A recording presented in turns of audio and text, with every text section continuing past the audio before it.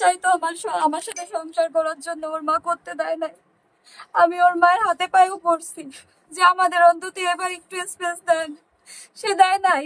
সে বলে আমি মানুষ করেছি আমার ছেলেকে, যতটুকু টাইম বাসায় থাকতো তাকে আমার সাথে থাকতে দিত না আমার শাশুড়ি। একই ফ্ল্যাটের মধ্যে 2টা রুমে থাকতাম, আমি একটা রুমে, আমার শাশুড়ি একটা রুমে। আমার হাজবেন্ড যদি কখনো আমার রুমে আসতো, আমার শাশুড়ি তার রুম থেকে আমার হাজবেন্ডকে ফোন দিয়ে তার কাছে নিয়ে যেত, আমার কাছে সে স্টে করতে দিত না। জাস্ট রাত্রে ঘুমানোর সময়ও ইভেন সে এসে বারবার নক করতো, বারবার আমাদের দরজার সামনে দিয়ে ঘোরাফেরা করতো। আমার হাজবেন্ডকে সে বলতো দরজায় লাগানোর কোনো দরকার নাই, তুই ঘুমাচ্ছিস ঘুমা, দরজা দিবি কেন। সে আমাদের ঘরের সামনে এসে আমরা কি কথা বলতেছি মাঝরাতে, দিনের বেলা তো স্ট্রেস পেতামই না, মাঝরাতেও সে আমাদের থাকতে দেয় নাই একসাথে। আমার হাজবেন্ড সময় পায় নাই, সে খুব ভালোবাসতো, খুব চাইতো আমার সাথে সংসার করতে, আমিও চাইতাম। আমি আমার শাশুড়ি মাকে বলছিলাম, আমার হাজবেন্ডকেও বলছিলাম যে 2টা বছর তো হলো, এবার অন্তত মুখ খুলো। ও মুখ খুললো না, ও বলে আমি আমার মায়ের উপর কিচ্ছু বলতে পারবো না, কিচ্ছু না, মা মাকে আমি কি বলবো, তুমি সহ্য করো, আর না হলে আমি কি করবো আমি জানি না। আমাকে সে শুধু বলতো যে তুমি একটু সহ্য করো। পরে আমি যখন দেখলো তার মায়ের অত্যাচারে আমি মরেই যাচ্ছি, তখন সে আর সেই অত্যাচার সহ্য করতে পারলো না।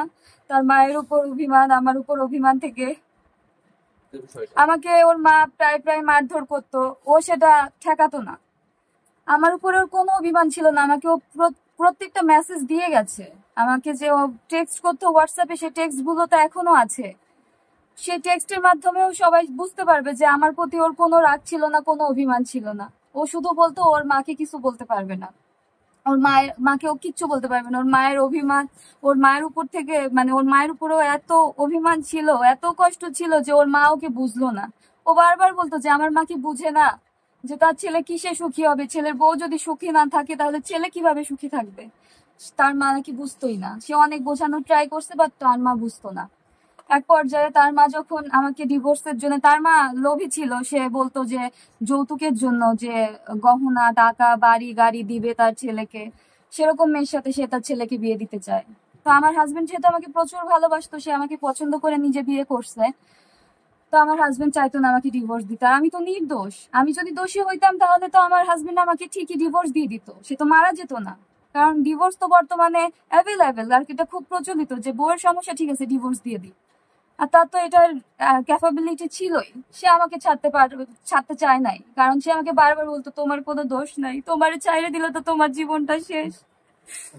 তো না পাইরা ও নিজেই চলে গেল, আমাকে একবার বলেও গেল না, বলেও গেল না, বলেও গেল। হ্যাঁ, ওর মায়ের অনেক শখ ছিল, স্বর্ণ দে আমাকে, এটা বানাই দে ওইটা বানাই দে।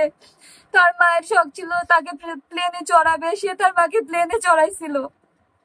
তার মায়ের শখ ছিল অ্যান্ড্রয়েড ফোনের, সে তার মাকে দামি একটা অ্যান্ড্রয়েড ফোন এনে দিয়েছিল বেতন পাওয়ার সাথে সাথে। আমার স্বামী খুব সৎ ছিল, তার মা যখন তার কাছে সেই ইচ্ছার কথা প্রকাশ করে যে আমাকে একটা ফোন কিনে দিস বাবা, অ্যান্ড্রয়েড ফোন, সে 15 দিন পরে বেতন যেদিন পেয়েছে সেদিনকেই তার মাকে ফোনটা কিনে দেয়। বাসায় এনে যখন তার মাকে হাতের উপরে ফোনটা দেয়, তার মায়ের প্রথম বাক্য ছিল, তোর বউকে যে ফোনটা দিয়েছিস সেটা বেশি দামি না আমারটা বেশি দামি। সেটা শুনে আমার হাজবেন্ডের হাত থেকে ফোনটাও পড়ে যায়, তার নিজের ফোন পড়ে যায়। পরে বলে যে মা স্লিপ করে পড়ে গেছে, কিছু মনে করো না।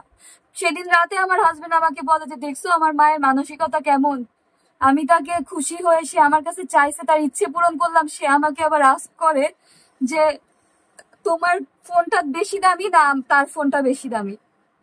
কেমন মানসিকতা, তোমাকে যে এত কষ্ট দিচ্ছে আমি তো কিছু করতে পারতেছি না, তুমি কিছু মনে করো না, তুমি একটু ধৈর্য ধরে থাইকা যাও।